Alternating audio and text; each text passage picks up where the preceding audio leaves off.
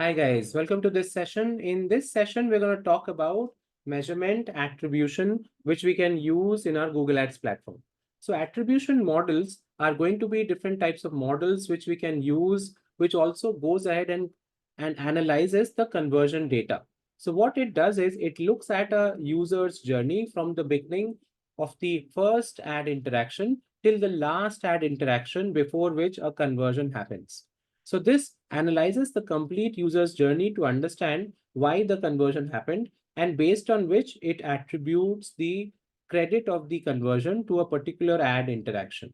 So you will be able to analyze this whole analysis of the conversion data in the attribution section. To access this, guys, we can go to the goals section where we can go to measurement, and under measurement, you have attribution. So this is where the data will be shown to us. So currently, the attribution models which we can use in Google Ads is going to be last click and data driven.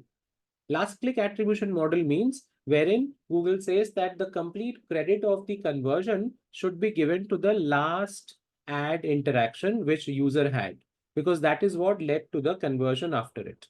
So that is a last click attribution model. And then there is data driven attribution model as well, wherein the Google algorithm looks at our conversions data and understands how to attribute the credit of the conversion based on the various user interactions which has happened with our ads. So here you will be able to see the path analysis, device analysis data of our conversions which has come in. Also, you can see the breakup of our conversions by devices out here. Top assisting campaigns will be shown up out here. You can see the conversion path as well, that how did the conversion happen, from which devices, which campaigns Google went from one campaign to the other, and through which ads the conversions came in.